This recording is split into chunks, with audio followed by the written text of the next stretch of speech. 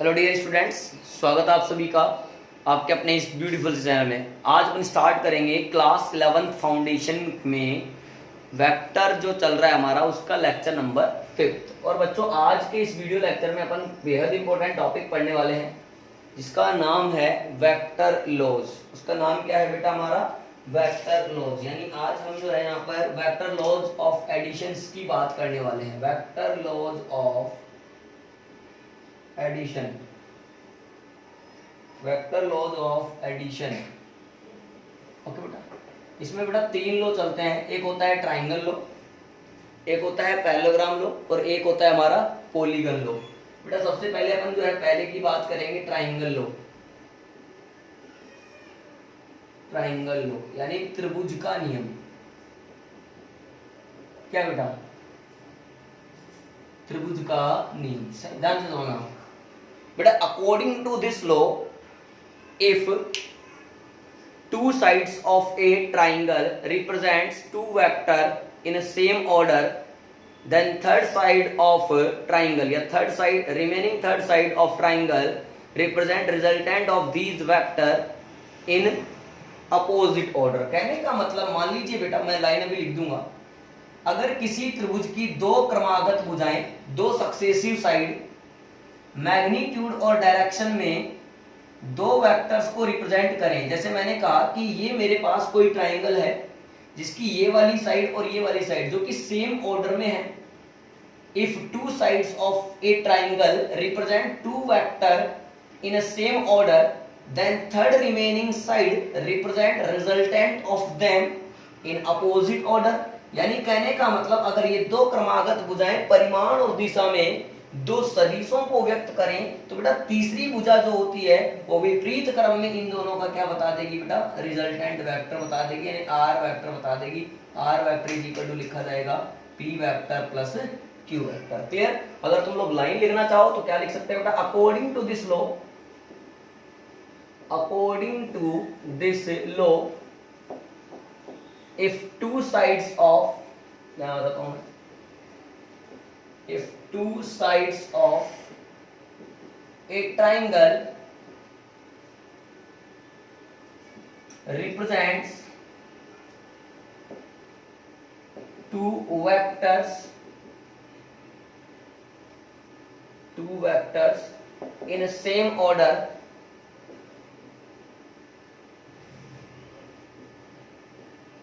then third side of triangle represent resultant of them in opposite order। Hence triangle बनाया मैंने, समझाया बेटा। यहाँ पे आर वेक्टर जो आ रहा है ना, वो कितना आ रहा है बेटा? पी वेक्टर प्लस का क्यू वेक्टर। फटाफट से आप लोग ये नोट करें बेटा। अब इस आर वेक्टर की वैल्यू जो आई है वो P vector plus Q vector आई है, बट इस आर वेक्टर में बेटा मैग्नीट्यूड भी है और डायरेक्शन भी है। तो हम लोग क्या चाहते हैं, अगर P vector and Q vector are inclined at an angle theta from each other, then we have calculate to the magnitude and the direction of this R vector. Yes और नो बेटा? फटाफट से नोट करो, pose करके आगे बढ़ना चाहते हैं। ठीक है बेटा, उतारा आप लोगों ने? ठीक। अच्छा, मैं इस बात को और अच्छे से समझाना चाहूँ तो आप इधर देखो, और अच्छे से जो है इसको बता सकते। देखना बेटा, इसमें मैं और कुछ भी बात आपको बता सकती। तो कैसे बेटा? एक चीज बताओ आप लोग, क्या है, जैसे मान लो ऐसा सीन हो। कैसा सीन हो बेटा? इसी में चल रहा है बेटा। मान लो ये पी वेक्टर हो और ये क्यू वेक्टर हो और बोले कि ये आर वेक्टर हो। ओहो, तब तो लफड़ा हो गया। P vector plus Q vector does not equal to R vector, क्योंकि ये तो इसी ऑर्डर में आ गया। तो इसका बेटा क्या लेना पड़ेगा? नेगेटिव वेक्टर लेना पड़ेगा। नेगेटिव वेक्टर का मतलब उस डायरेक्शन में लेना पड़ेगा, यानी माइनस R वेक्टर। ओहो, इस कंडीशन में पता चल गया P vector plus Q vector plus R vector क्या होना चाहिए। अगर ऐसे दे भी रखा हो, मतलब P, Q and R represent sides of a triangle and for this triangle P vector plus Q vector plus R vector is equal to 0, then इसका मतलब तीनों साइड सेम ऑर्डर में है। क्लियर, हमें दिमाग में होना चाहिए। ठीक है बेटा, अब हम क्या करना चाहते हैं, इस आर वेक्टर का मैग्नीट्यूड फाइंड करना चाहते हैं। तो आइए मैं करता हूँ, समझना मैं। To calculate magnitude and direction of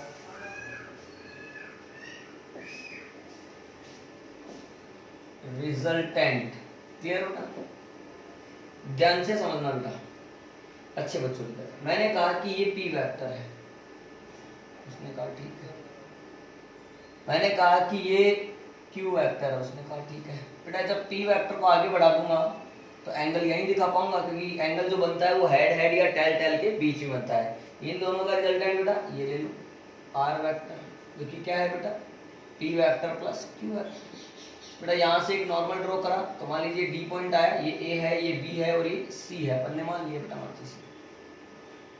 बेटा ध्यान से देखें तो इस ट्राइंगल में अगर बात करूं, अगर थ्योरी लिखना चाहें तो आप लोग एक लाइन लिख सकते हैं, मुझे कोई फर्क नहीं पड़ रहा है। Let p vector and q vector are at angle theta, ठीक है, एंड आर वेक्टर की डायरेक्शन देख लो, R vector makes an angle alpha with a vector.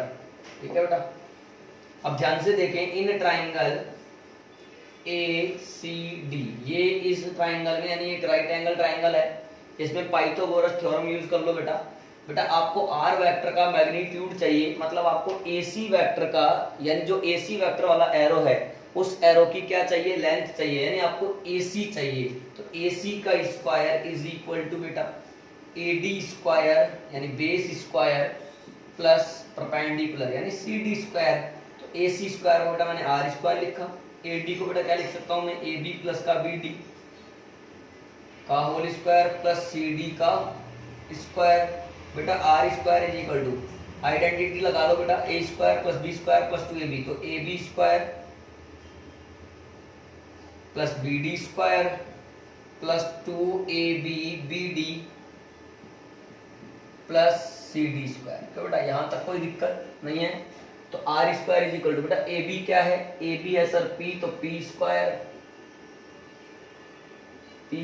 Plus बेटा बीडी क्या है, बीडी कुछ भी नहीं है, अभी रुक जाओ, बीडी के बारे में अपन बीडी को बीडी रहने देते हैं, या अभी लिख दूंगा तो साइड से लिखूंगा, खाली जगह छोड़ लेते हैं, प्लस 2ab, ab क्या है बेटा p, इसका नहीं पता बेटा छोड़ दिया, प्लस cd स्क्वायर, बेटा cd का भी नहीं पता छोड़ दिया। ठीक है, अब ध्यान से देखना, इधर आ जाओ बेटा, इन ट्राइंगल कौन सा वाला BCD उठा लो, ट्राइंगल BCD में देखो ध्यान से बेटा, cos theta is equal to क्या आने वाला है, cos theta is equal to base upon hypotenuse यानी BD अपॉन BC। तो BD अपॉन BC, बेटा BD कितना आ गया बेटा आपका, BC cos थीटा, यानी बेटा BD कितना आ रहा है, BC का मतलब क्या हो गया बेटा Q, तो Q cos थीटा। बेटा similarly sin theta is equal to बेटा CD अपॉन BC। तो बेटा यहाँ से CD कितना आ रहा है आपका, BC साइन थीटा, तो बेटा ये कितना आ रहा है, Q साइन थीटा।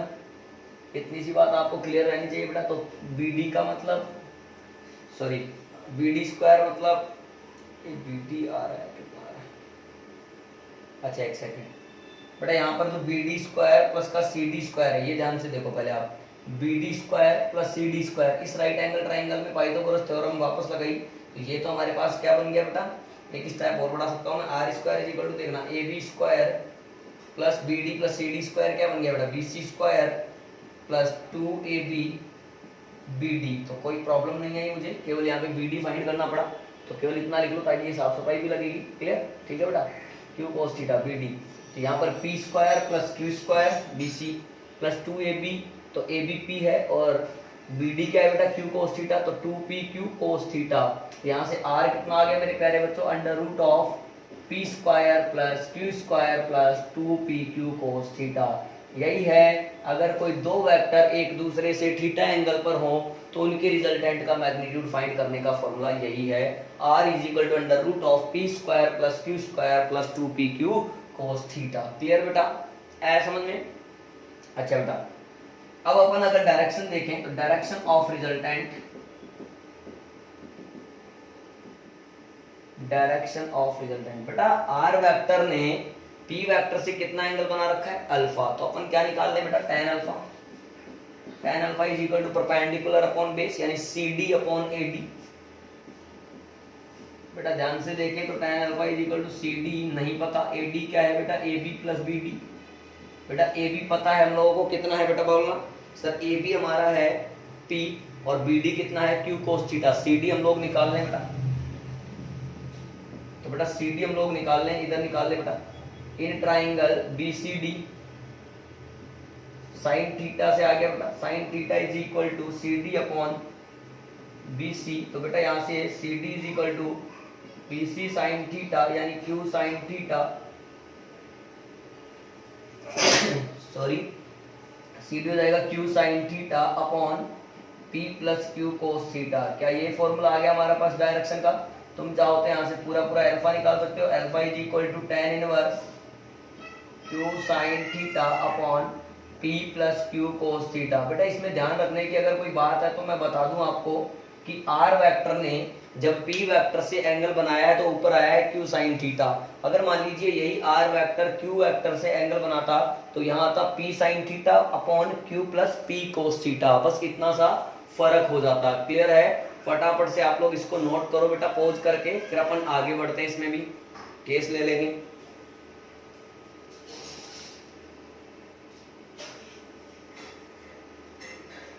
हो गया बेटा?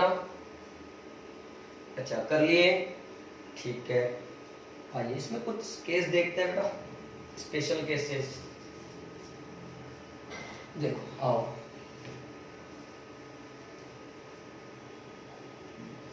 फर्स्ट नंबर पे हमारा चल रहा है ट्राइंगल।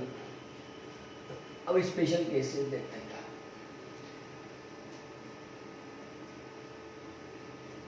बेटा थीटा का जो वेरिएशन है, थीटा की वैल्यू रख रख करके स्पेशल केस बना सकते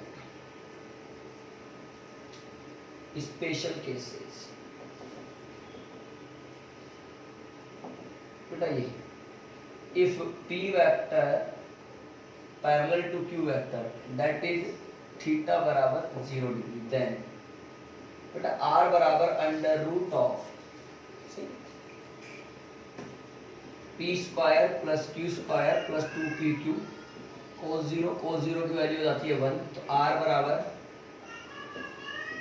p square plus q square plus 2pq। बेटा r is equal to under root of p plus q का होल स्क्वायर, आइडेंटिटी लग गई बेटा सर्वसमी का।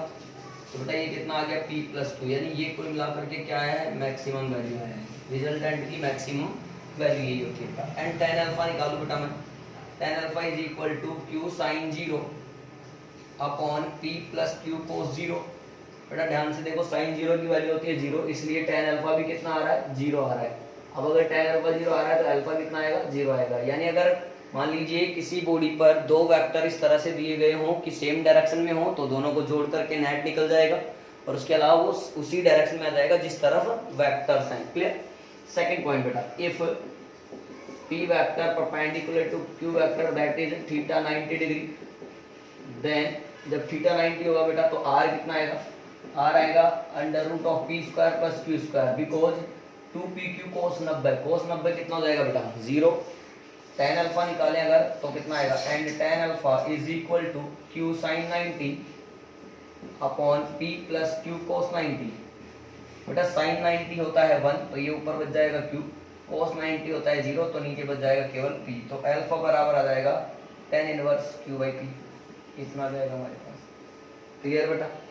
बेटा नेक्स्ट पॉइंट अगर मैं लूँ तीसरा केस, तो इफ थीटा बराबर 180 डिग्री, देन बेटा r बराबर under root of p square plus q square minus 2pq। क्यों?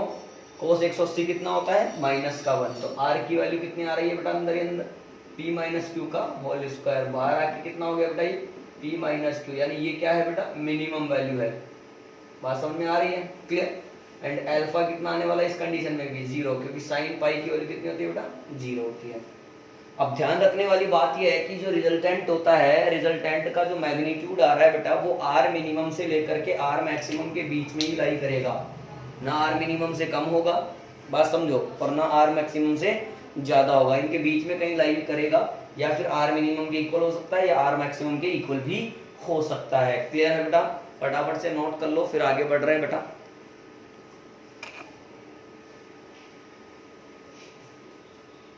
हो गया बेटा?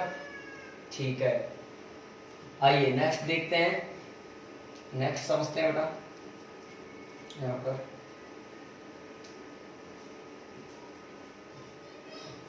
ठीक है,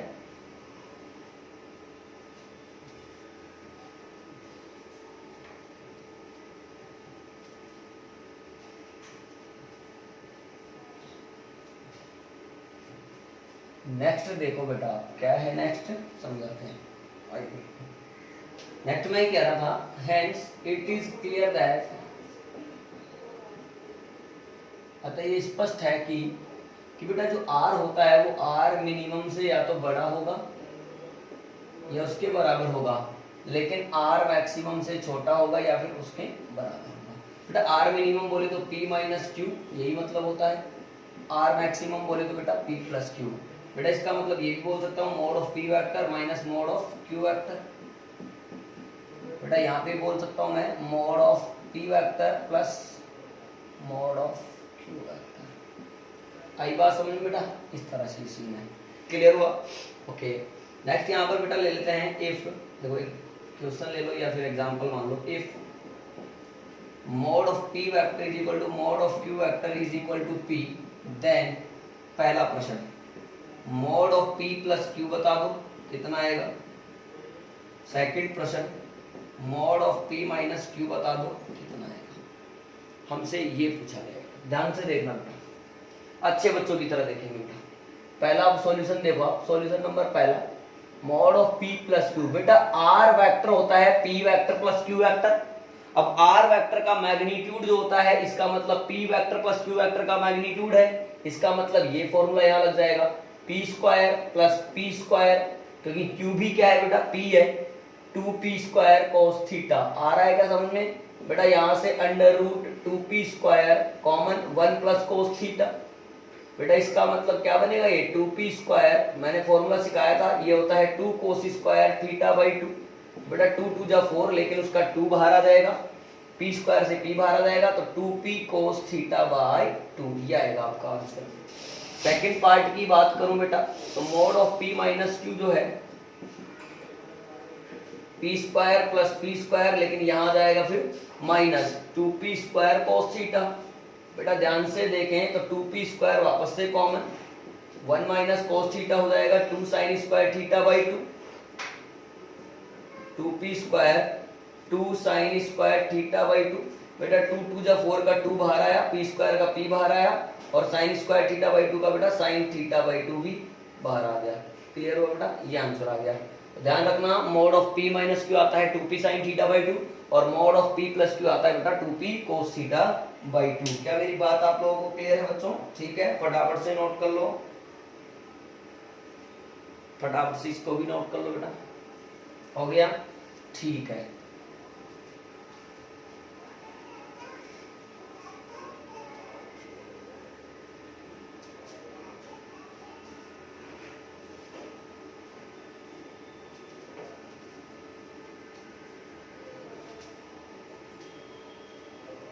ओके बेटा, एक क्वेश्चन और करते हैं ये बच्चों।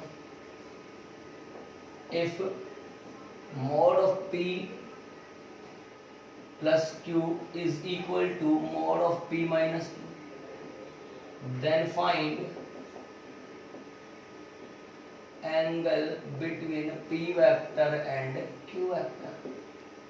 तो बेटा सॉल्यूशन में क्या करना है, आपको दे रखा है mod of p plus q बराबर है किसके, mod of p minus q के। बेटा क्या करना पड़ेगा sir, under root of p square plus q square plus 2p q cos theta लगाना पड़ेगा। सर इधर भी under root of p square plus q square, but यहाँ minus 2p q cos theta लगाना पड़ेगा। अंडर रूट हट जाएगा बेटा, P square plus Q square, P square plus Q square minus 2pq cos theta लगाना पड़ेगा बेटा, पी स्क्वायर क्यू स्क्वायर से Q square minus 2pq plus 2pq, इधर आकर के वो भी 4pq cos theta is equal to 0, तो cos थीटा की वैल्यू आ गई 0, इसका मतलब थीटा की वैल्यू कितनी आ गई बच्चों 90 डिग्री। आया समझ में? फटाफट से नोट कर लो बेटा।